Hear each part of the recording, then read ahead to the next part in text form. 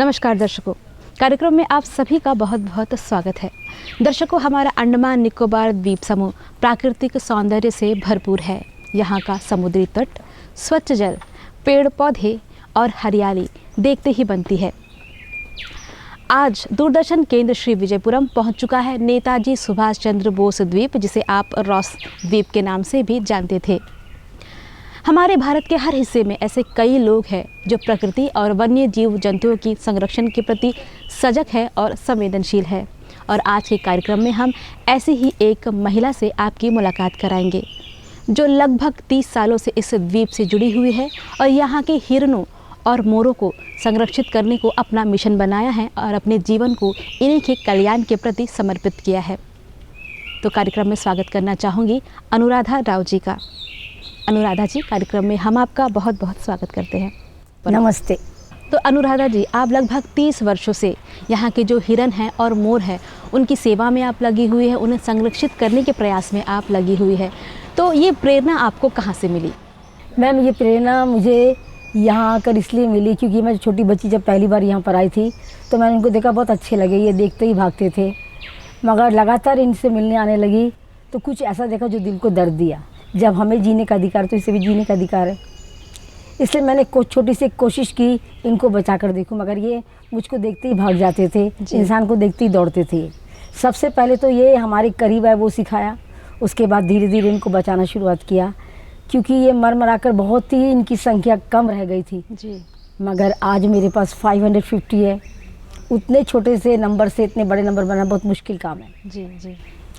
इसलिए इस संसार में, इस हिंदुस्तान में हर व्यक्ति को जीने का अधिकार है जी। और ये अधिकार इस जानवर को मिलना चाहिए क्योंकि ये जानवर सबसे सॉफ्ट हार्टेड जानवर है। ये बहुत डर कर ही मर जाता है। इसलिए मैंने कोशिश की, छोटी सी कोशिश थी मेरी, और वो आज आपके सामने है जी। आप 30 वर्षों से इनकी सेवाओं से आप जुड़ी हुई है, तो आपने कई तरह की चुनौतियां देखी होगी। इस दौरान आपने किस किस चुनौतियों से आपका सामना हुआ, इसके बारे में आपसे हम जानना चाहेंगे। मैम, ये काम किसी को पसंद तो नहीं है, कोई नहीं चाहेगा कि मैं ये काम करूं। रुकावट तो बहुत आया जी, मगर फिर भी आगे बढ़ती गई परिवार की मदद से। वो कहते तुम अपना काम करो, बाकी ऊपर वाला देखेगा। मैं आगे बढ़ती रही जी। और मुझे मदद मिली 1987 के बाद, पूरी मदद मिली। तब तक मैं गिरते पड़ते आगे बढ़ रही थी, लोगों का टॉर्चर सह रही थी जी। मगर धीरे धीरे कुछ लोग जब यहाँ आते थे, जब हिरन उसके पास नहीं है, जब वो मेरे को पुकारते थे कि मैडम हमें हिरन से मिला दो, तो ये सुनकर मुझे अच्छा लगता था।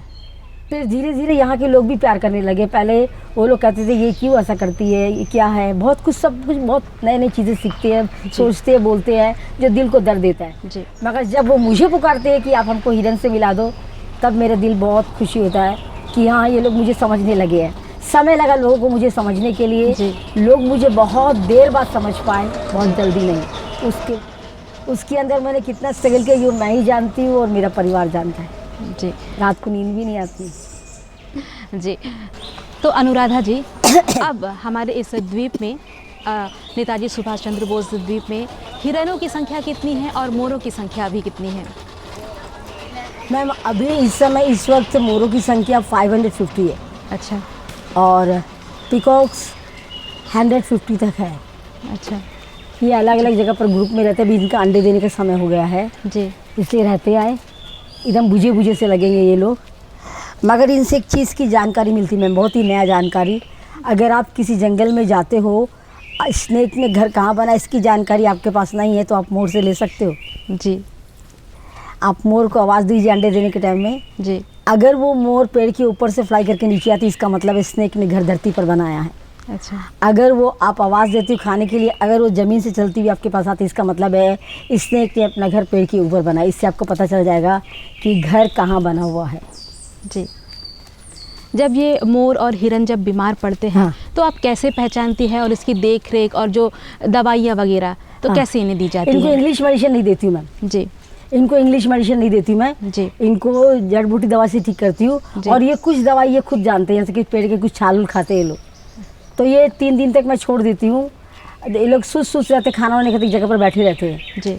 और देखने से पता चल जाएगा। चोट लग गया तो ये दौड़ के मेरे पास आते हैं, खून जाता है, देखती मैं। जी। सबसे पहले मैं हल्दी डालकर छोड़ देती हूँ, कुछ नहीं करती हूँ। जी। हल्दी पाउडर डालकर छोड़ती हूँ। उसके बाद मुझे लगता है कि ये ठीक नहीं है, वो काफ़ी बड़ा चोट है, तब इसका ट्रीटमेंट किया जाता है, इससे कीड़े ना लगे। अगर ये इसको बहुत गहरा घाव है, पहले मैं हल्दी भरती हूँ। अगर इसका मुंह वहाँ तक नहीं पहुँचता है तो पहले मैं इसको साफ़ कर कर हल्दी भरती हूँ और चुपचाप से रहती हूँ। फिर नीम पत्ती के साथ, किसी और मेडिसिन के साथ या कपूर के साथ मिक्स करके हल्दी को डालकर उसको भर के पूरा पैक करती हूँ। जी। ये तकरीबन 7 डेज़ के भीतर ठीक हो जाते हैं। जी।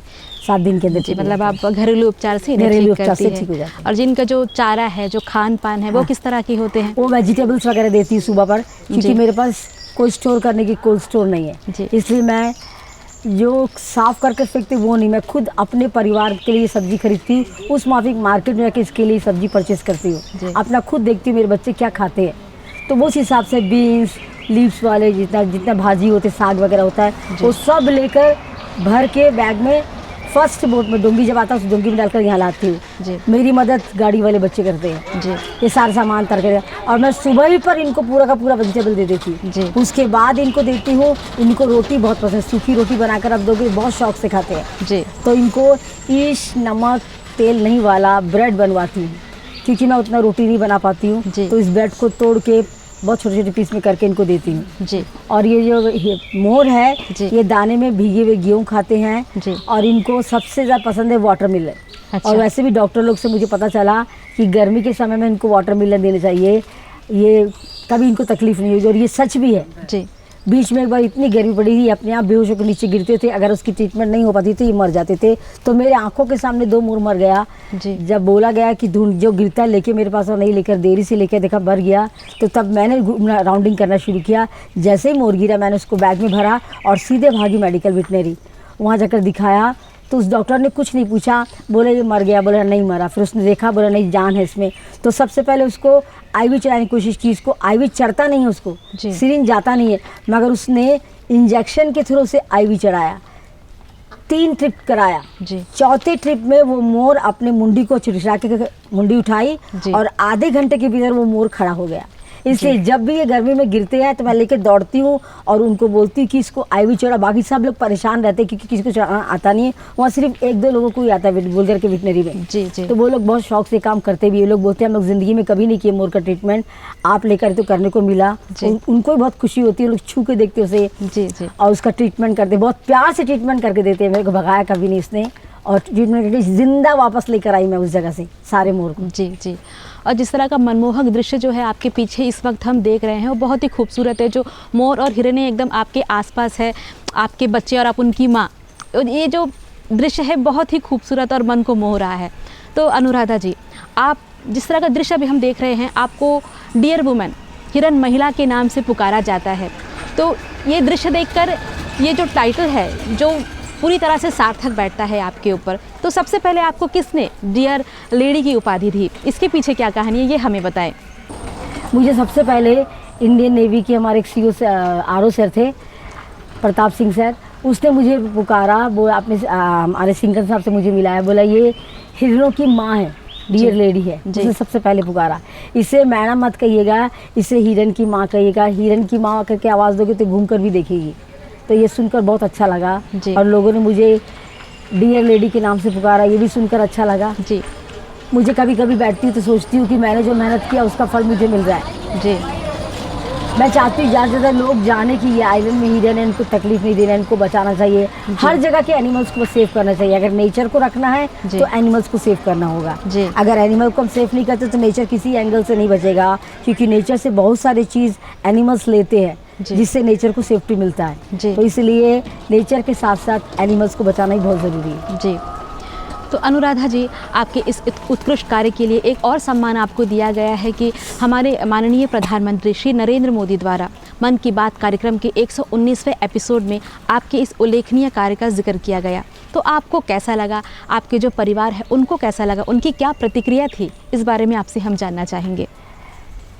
हम लोग किसी को पता तो नहीं था मैम, हम जब हमें फ़ोन करके दूरदर्शन वाले ने बताया जी आपकी मन की बात में आपका नाम लिया गया, तभी मुझे पता चला। जी। तब मैंने अपने घर वालों को बनाया, काफ़ी खुशी हुई जी। कि हमारे हिंदुस्तान का प्रधानमंत्री जी ने हमें याद किया है। जी। और उनकी ये बात से जी। पूरे वर्ल्ड को, पूरी दुनिया को ये पता चला कि ऐसा भी कोई इंसान है जी। जो इस द्वीप में रहकर इस जानवर की रक्षा कर रहा है और इनकी देखभाल कर रहा है, इनसे प्यार कर रहा है, इनको बचाने की कोशिश कर रहा है। जी। और लोगों को इसकी जानकारी मिली, ये सुनकर काफ़ी अच्छा लगा जी। और खुशी हुई कि प्रधानमंत्री जी ने मुझे इस काबिल समझा कि मैं ये काम कर सकती हूँ। जी। अनुराधा जी, आप लगभग 30 वर्षों से इस द्वीप में आ रही हैं, इनकी देखभाल आप कर रही हैं। तो अब हम जानना चाहेंगे कि जब आप पहली बार यहाँ पर आप कब आई, कैसे आप इन हिरणों और मोरों से आप जुड़ी? बहुत छोटी सी बच्ची पहले अपने माँ की गोद में इधर पहुँची थी जी। और उसके बाद धीरे धीरे मैं फिशरमैन के नाम में चुपके से अपने दोस्तों के साथ इधर आती थी। जी। सबको बुला के लाती, आओ देखेंगे वहाँ हिरन खेल के आएंगे। जी। तो फिशरमैन लोग मछली पकड़ने के लिए आते तो वो हमें यहाँ लेकर आते, छोड़ते थे। वो जी। दिन में मछली पकड़ते थे, हम हिरन के पीछे पीछे भागते थे। जी। जब थोड़े बड़े होने लगे तो हम लोगों ने देखा कि कुछ लोग फंदा बनाकर इनको पकड़कर मार भी रहे हैं। जी। उस समय यहाँ बचाने वाला कोई नहीं था, सिर्फ एक बंदा था, पूरे आइलैंड की रखवाली करता था। जी। पीछे से लोग आते इसको मार के ले जाते थे। जी। तो तब मेरे दिल में हुआ हमें जीने का अधिकार है, तो इन जानवरों को भी जीने का अधिकार है। जी। ये बहुत ही भोले भाले जानवर है, जी। बहुत ही कोमल मन के जानवर है। तब मैंने शुरुआत की इनको बचाने का, और जब तक जिंदा हूँ करती रहूँगी। कहीं और नहीं जाने वाली, मैं इसी आइलैंड में सबको मिलूँगी। जी। तो अनुराधा जी, इस जगह पर मैं आपके परिवार के बारे में जानना चाहती हूँ कि कब इन द्वीपों में आपका आगमन हुआ, आपका परिवार, आपकी शिक्षा के बारे में आप हमारे दर्शकों को बताएं। हाँ, मैं ज़्यादा पढ़ नहीं पाई जी। इस जानवर के चक्कर में। घर वाले ने बहुत कोशिश की मैं आगे भी करूँ, जैसे भाई बहन अच्छे जगह पर काम करें, मैं भी पढ़ लिख के करूँ। जी। मगर मैंने मना कर दिया, मैं बोली जी। नहीं, मुझे ये काम करना है। जी। मुझे और पढ़ना नहीं है, मैं छोड़ दी। मैं सालन की 4th जनरेशन हूँ। मेरे माँ के पूर्वज, मेरे पिता के पूर्वज कैदी बनकर इधर आए थे। जी। मैं उसी की 4th जनरेशन हूँ। जब मैं 3.5 साल की तो पहली बार यहाँ पहुँची, उसके बाद धीरे धीरे आने लगी फिशरमैन के नाव में। जी। जहाँ से आज हम बोट पकड़ के आ रहे थे, पहले वहाँ फिशरमैन का जगह धोबी घाट चूना भट्टी हुआ करता था। जी। तो फिशरमैन मच्छी पकड़ने के लिए आते थे, हम लोग उससे बातचीत करके बैठ के दोस्तों के संग यहाँ आ जाते थे, दिन भर यहाँ खेलते थे। जी। वो अपने मच्छी पकड़ते, जब 2 बजे वो वापस आते थे, हम लोग लेकर जाते थे। जी। जी। तो तभी मैंने देखा इसको लोग मारते, सब कुछ करते, तो तभी सोचा था इसको बचाने के लिए, तब से लेकर आज तक कर रही हूँ। जी। तो अनुराधा जी, अब मैं आपसे ये जानना चाहूँगी कि आप इतने सालों से इस द्वीप से आप जुड़ी हुई हैं, तो जाहिर सी बात है कि आपने कई तरह के बदलाव भी देखे होंगे। तो आज से 30-40 वर्ष पहले और आज के इस नेताजी सुभाष चंद्र बोस द्वीप में किस तरह के बदलाव आपने देखे हैं, किस तरह के चेंजेस हुए हैं? बिल्डिंग के बारे में तो नहीं बोल सकती, मगर हाँ, यहाँ पर अच्छे रोड बने हैं। जी। लोगों को चलने के लिए गाड़ियाँ मिली है, मगर ये गाड़ी की शुरुआत हुई थी बुजुर्ग लोगों के लिए। जी। जो लोग चल फिर नहीं सकते, तो उनके लिए शुरुआत हुई। अब जी। सबके लिए हो गया, सब लोग इस गाड़ी का इस्तेमाल करते हैं, पूरे ऊपर तक आते जी। हैं, घूम कर जाते हैं। पहले यहाँ लोगों को बैठने के लिए, पीने के पानी का सुविधा नहीं था, जी। अब सब कुछ है। जी। सब कुछ यहाँ मिल रहा है, सरकार सब कुछ दे रही है। इनके लिए बोट की सुविधा है अच्छे से अच्छे। पहले इतने बोट नहीं थे, गवर्नमेंट के 2-3 ही बोट चलते थे, इसके बाद जी। बंद होता, उसको जी। एक टाइमिंग होता था, जी। हर 2 घंटे के बाद एक बोट होता था। मगर अब तो हर मिनट में आपको बोट मिलेगा, जब आप बोट चाहो तो हायर करके आ सकते हो। जी। ये काफ़ी सुविधा है यहाँ पर गवर्नमेंट की तरफ से। जी। और अच्छी बात ये भी है कि यहाँ के हर बोट में जो लाइफ जैकेट भी मौजूद है। हाँ। अब हम देखते हैं तो पर्यटन के क्षेत्र में क्या है, बहुत बदलाव आया है। हमारे द्वीपों में भारी संख्या में पर्यटक आते हैं और यहाँ का जो हमारे प्राकृतिक सौंदर्य का लुत्फ़ उठाने के लिए आते हैं। और अगर हम इस द्वीपों की बात करें, आप यहाँ से जुड़ी हुई है, तो उस समय पर्यटकों का आना कैसा रहता था और आज के समय के बीच में किस तरह की तुलना आप देखते हैं, किस तरह के बदलाव आप देख रही हैं? पहले बहुत ही कम लोग आ पाते थे यहाँ पर, क्योंकि गिने चुने बोट चलते थे। मगर अब इतने बोट चल रहा है कि हर व्यक्ति को यहाँ, और इनकी संख्या ही बढ़ चुकी है। जी। पहले अगर 200-300 में आते थे, तो आज 1000 से अधिक लोग आ रहे हैं पर डे। जी। सोच के देखिएगा इतने लोगों, कभी कभी तो इतना हो जाता है कि बोट ही नहीं रहता इनके आने के लिए। 100 का 100 बोट चल चुका है, मगर आने के लिए बोट नहीं है। इनकी संख्या बढ़ रही है क्योंकि सुविधा मिली हुई है, इसलिए संख्या बढ़ी है। और हर समय बोट है। जी। शाम को 2 बजे तक हर समय बोट मिलेगा, हर मिनट में बोट मिलेगा। इसलिए आज पर्यटक की संख्या अधिक है और लोग एंजॉय भी करते हैं, मगर समय कम मिलता है, यही दुख है। मगर सही, बाकी सब कुछ सही है, समय कम है। जी। तो अनुराधा जी, आप यहाँ के वन्य जीव जंतु, जो हमारे हिरन और जो मोर है, इनका संरक्षण आप करती है। तो मैं आपसे ये जानना चाहूँगी कि जो हमारी जो प्राकृतिक धरोहर है, इन्हें और जो ऐतिहासिक धरोहर है, इन्हें हमें संभाल कर रखना कितना ज़रूरी है?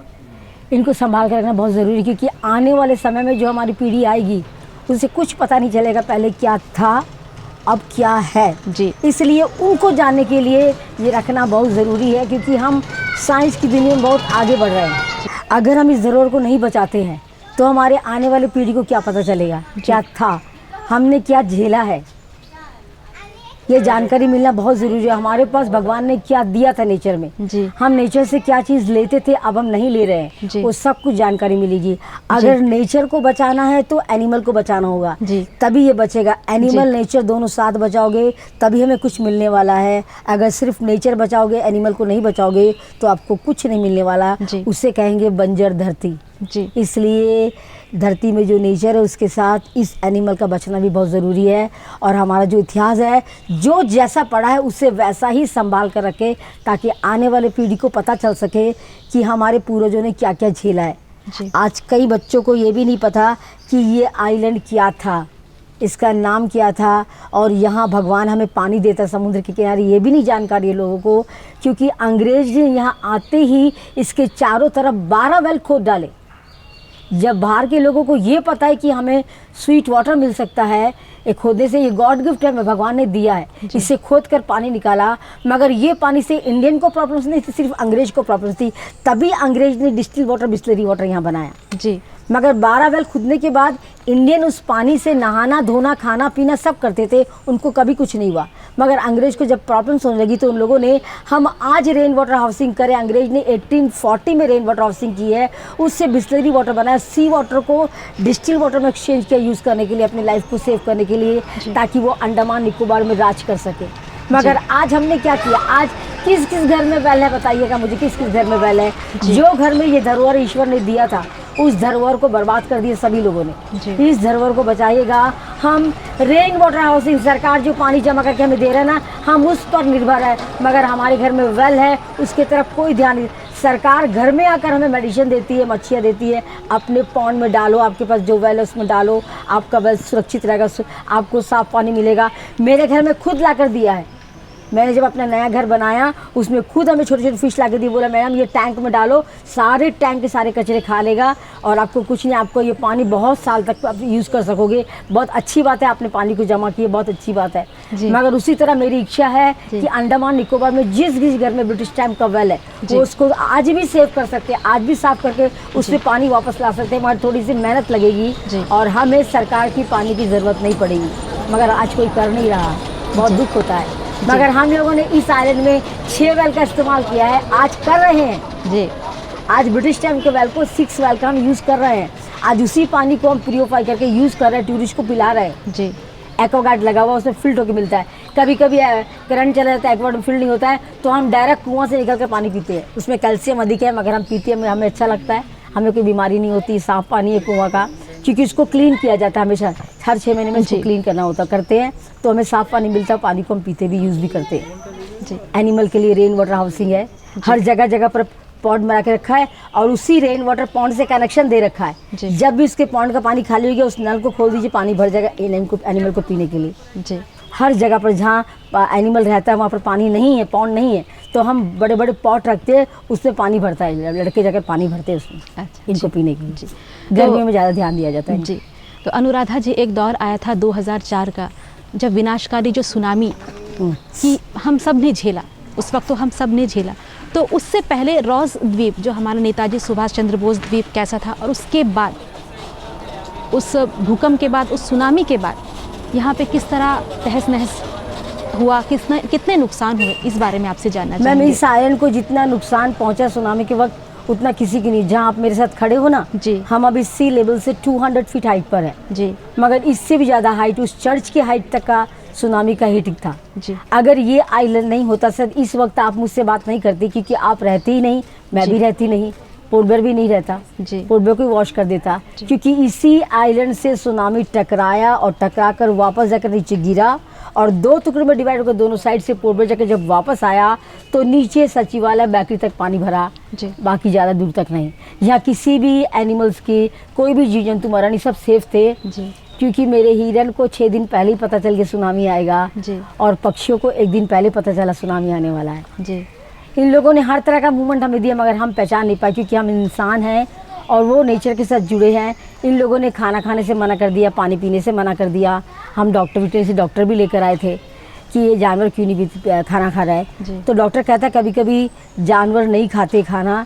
मैं बोली मैंने देखा कुत्ते घास खाने से नहीं खाते हैं, एक दिन 2 दिन 5 दिन 4 दिन तक ऐसा नहीं है। अगर इंसान का बच्चा को तो मेडिकल जाते, इसलिए डॉक्टर को लाना चाहिए, इसलिए डॉक्टर को लाया गया। जब उसने देखा तो बोला मैडम आपका कोई भी बच्चा बीमार नहीं, सब हट्टे कट्टे। उस समय 350 डियर थे।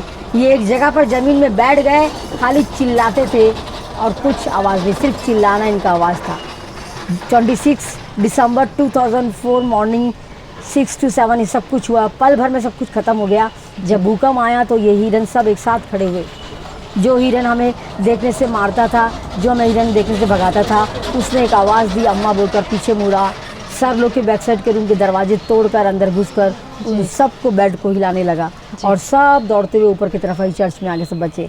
यहाँ एक छोटा सा जानवर भी नहीं मरा इस आइलैंड पर। अंदर की तरफ जितने जीव जंतु थे वो सब के सब सुरक्षित थे, कोई नहीं मरे। ना मोर मरा, ना हिरन मरा, ना चींटी का छत्ता गिरा, ना चींटी का छत्ता गिल्ला हुआ जी। मगर ये आइलैंड बहुत घातक हुआ। बैक साइड का पूरा लैंड, पूरा का पूरा ट्री जा चुका है। और जो ये आइलैंड 1740 में जब सर्वे किया गया 200 एकर्स के थे, अभी ये 70 एकर्स का है। क्योंकि 1942 में जापानीज़ ने एंट्री ली, 3 इयर्स का रूल किया और जापानीज़ ने 3 साल के भीतर सिर्फ 2 काम किए। जापानीज़ बंकर एंड टनल बनाए। और 1945 सेकेंड वर्ल्ड वार, उस वर्ल्ड वार में जापानीज़ ने बॉम्बिंग की तो इस आइलैंड में अर्थक्वेक आया, भूकंप आया। भूकंप आने से रॉस आइलैंड के पूरे राउंडिंग से 130 एकर्स क्रैक हुए। बच गया 70 एकर्स। जो क्रैक वाला फ्लोर था वो सुनामी के दिन समुद्र बन गया जी। आप उस बिल्डिंग का सिर्फ फ्लोर देख सकते हो जब लो टाइड होगा तब। खाली बिल्डिंग का जिस लैंड के ऊपर बिल्डिंग खड़ा किया वो लैंड का स्टोन दिखाई देगा आपको। स्ट्रक्चर कुछ नहीं मिलेगा लो टाइड में। हाई टाइड में पूरा समुद्र बन जाता है, वो सब कुछ खत्म। तो सोच के देखिएगा कितना बर्बाद हुआ होगा ये आइलैंड सुनामी के समय जी। तो अनुराधा जी, जो हमारी भावी पीढ़ी है उन्हें वन्य जीव जंतुओं के संरक्षण के लिए, उनके भागीदारी समझाने के लिए आप उन्हें अपनी तरफ से क्या सलाह देना चाहेंगी? संदेश के रूप में आप क्या कहना चाहेंगे? आज के तारीख में माँ बच्चों से परेशान है और हर कोई बच्चे से परेशान है। बच्चों के लिए डॉक्टर के पास यहाँ वहाँ भागता फिरता है।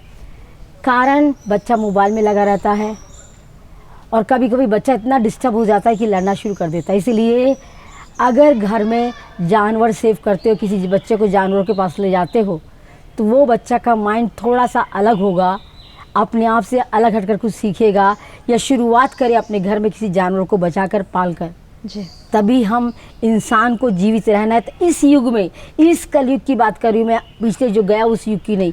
इस युग में जो बदल चुका है पूरा का पूरा, आज हम अपने जैसा इंसान नहीं पा सकते। एक समय भी आएगा जब हम बच्चे से नफरत करने लगेंगे, ये भी होने वाला है। मगर अब जो हो रहा है उस समय जानवरों को अपने साथ रखना बहुत ज़रूरी है। जानवर ही इंसान के बच्चे को सही रास्ता पर ला सकता है। क्योंकि आज बच्चा जो तरीके से जी रहा है वो गलत तरीका है। हर माँ बाप रो रहे हैं, हर माँ रो रही है बच्चे को सही करने के लिए, मगर बच्चा गलत हमारी कारण हुआ है, अपने कारण नहीं हुआ। इसलिए एक जानवर रखिएगा, उसको दीजिएगा सब कुछ देखभाल करने के लिए।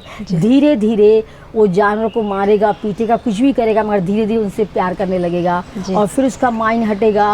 वो बच्चा सही एक इंसान बनेगा, मगर समय लगेगा, होगा ज़रूर। और उससे नेचर से प्यार होने लगेगा और तब वो नेचर को बचाने की कोशिश करेगा। आज भी कई बच्चे ऐसे नेचर को प्यार ज़रूर करते हैं मगर वो मोबाइल में बिजी है जी। इसीलिए अगर मोबाइल से सब चीज़, मोबाइल देखना बुरी चीज़ नहीं, अच्छी चीज़ें देखो, मगर उसके लिए समय होना चाहिए, मगर वो होता नहीं, बच्चे देते नहीं। इसीलिए मेरा रिक्वेस्ट आने वाले जनरेशन से यही है कि नेचर से प्यार करो, एनिमल से प्यार करो। वो हमें सिर्फ अच्छी शिक्षा देता है, कुछ नहीं। इस जानवर ने मुझे ये सिखाया है कि तुम पैसे बैंक में मत जमा करो। अगर जमा करोगी तो दुनिया तेरे पीछे होगा, तुमको कुछ नहीं मिलने वाला। तुम अपने लिए जो करना है, जो तेरे मन में है तुम वो करो। कोई कुछ भी बोले मगर जो तेरे मन में वो करो। ये मैंने इनसे सीखा है। खाना को बचा के मत रखो, जो बच गया, जो भूखा उसे दे दो, ये इनसे सीखा है। क्योंकि जब ये खाकर चले जाते, दूसरा चिड़िया अगर उसको खाती है तो तब ये मारकर भगाते नहीं है, मैंने देखा है।